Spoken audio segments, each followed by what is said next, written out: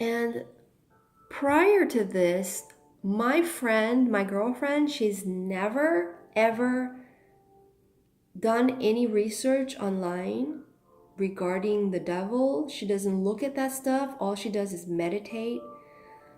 She doesn't read many things online.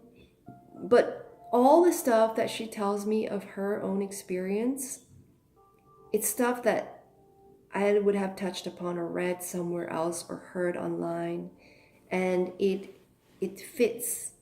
And so after she told me this story, the very next day, I was listening to an ex devil worshiper talk about how the devil appears to people. And there's two forms that the devil appears in. There are many, many other forms, but the main two forms that most have claimed to see are two forms. So one is an old man dressed in white.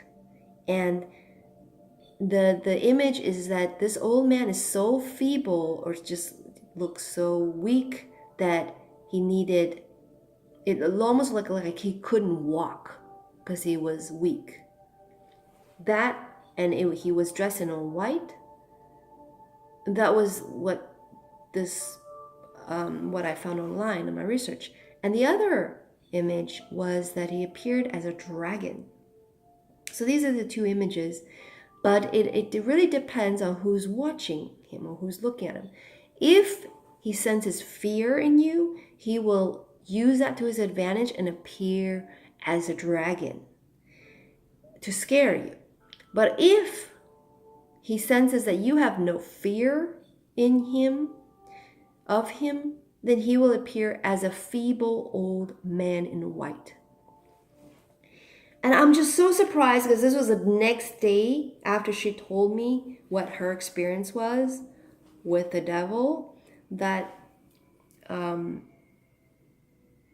that it confirmed.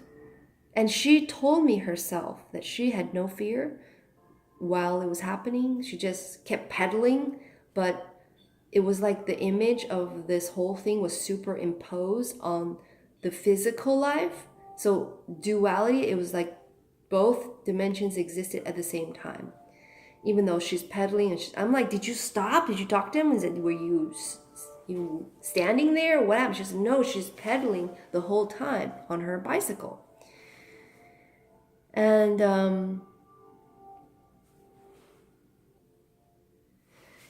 my personal experiences haven't really been like my friends at all.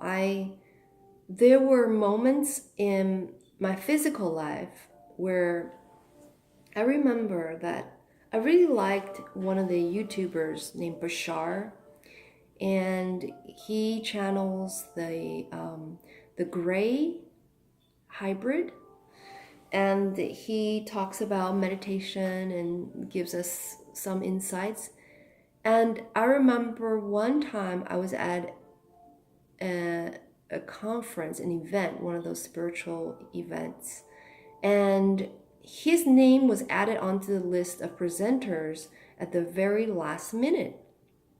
And he wasn't in the original brochure, but it was in LA, and I know that's where he was at, and he got added on to the list. And I saw his name. I was so happy. I wanted to attend.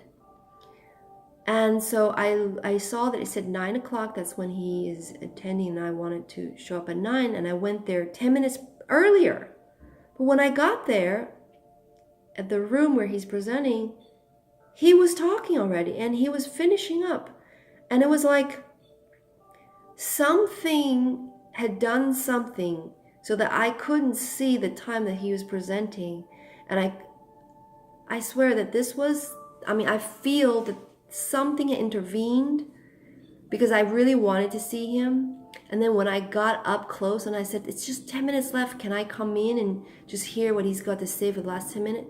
And the bouncer that was there, that was keeping people from going in or just watching the door, he leered at me, and it almost like he had red eyes and had fangs.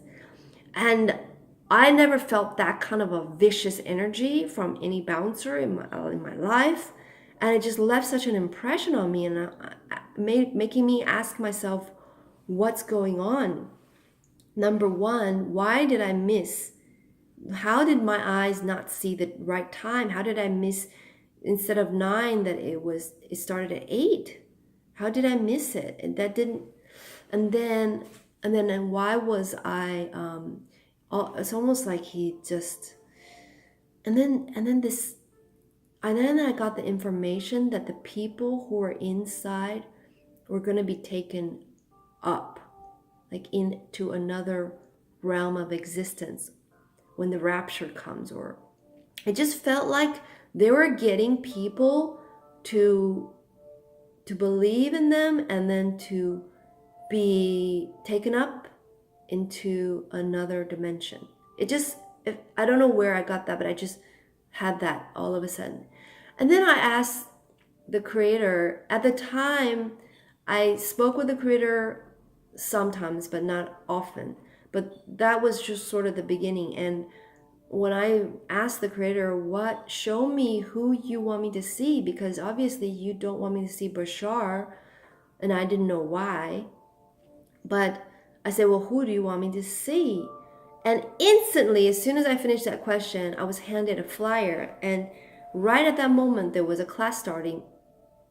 And it was starting like right then.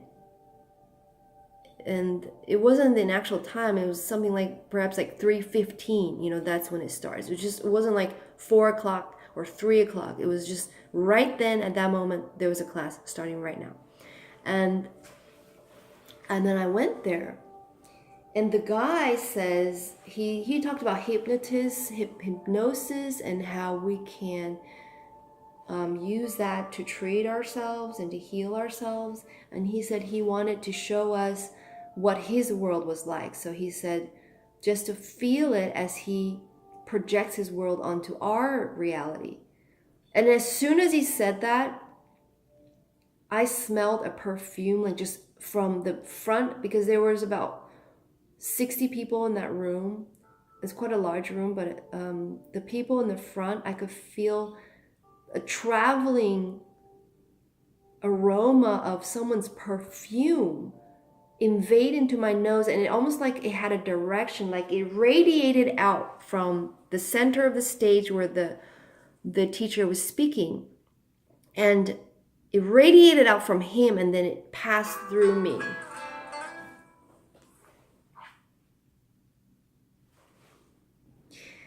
And as soon as the hypnotist, or the teacher who was doing the lecture, when he said, I guess the reality that he showed us was his reality, and he didn't really say what it was. It just let us feel it. He said, I'm going to let you feel what my reality is like. And then I had the smell of some woman's perfume come from his direction and just invade into my space. Anyway, the lecture continued. He talked about other things. And then during the middle of the lecture, towards the end, a lady got up and walked past my aisle, where I was sitting. And I smelled that perfume, and I know that perfume that I smelled earlier was hers. Except for some reason, when the lecturer was showing us what his reality was, he expanded. It's almost like he expanded and overlaid over our reality. But because of the expansion of what he was, whatever that was in front of me, it got expanded to the point where I could smell her. It was just something interesting, and it was an experience that I had. Okay, so that was one. And then on Veritas, this kind of radio station that's on YouTube, they often have really interesting guests. And one of the guests that they had was a guy named Jerry Wills.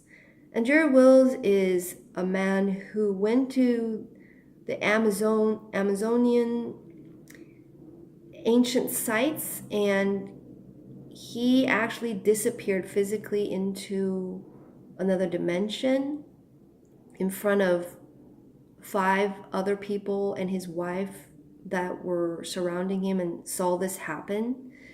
And he traveled into this world where it was all white, pure white, and he heard a voice speak with him. And that voice was actually surprised that he was there and asked him what he wants, you know. But anyway, so he had this really amazing out of this world experience on the physical level. And and then he started this journey with his wife to go into different ancient sites all over the US as well. And they're getting ready just to start this journey. And I just got super excited, and I wanted to in some way get in touch, and I actually texted his wife. His wife answered my text because they have a website where you can contact them and you can go along with them by seeing where they're at on their journey through Google, and you can keep track of them and you can talk to them and they'll tell you the things that they've learned on their adventures and quests. So it's just really interesting, and I wanted to participate. But when I asked the Holy Spirit, and I was ready to become a member of their, the website. When I asked the Holy Spirit if I can do this, and the answer that I got was no. And then another man who actually I thought was a man of God, and I'm still not sure if he is or not, but I've been watching him for over a couple years, 3 years, over 3 years. And this is a man of God in Nigeria named TB Joshua. And he's very controversial because he casts out demons and devils in people, and they manifest, and then they cast out and they come back a couple weeks later to give testimonies. And I thought I would love to be in his presence. I would love to see if I had anything he needed to cast out. If I wanted, he had this holy water that cures all these things. And anyway, so I was very curious. I also asked the Holy Spirit if I should also attend, if I should in any chance in my life that I happen to be in that area, or that I should make it a special trip to be in that area, that I should visit him and visit his church. And the answer I got was also no. And it was around the same time that I also saw some people online claiming that the Holy Spirit had told them that there was false prophets, and they claimed that he was one of them. But I look at him, he just seemed a righteous human being. He had the energy of positivity and righteousness and love and kindness. So I wasn't really aware of the other side, or what other people have claimed to see in their dreams. But these are the 3 people that surprised me because I thought they were good. I guess I wasn't discerning in the way that I should. But anyway, the Holy Spirit had told me to hold off on those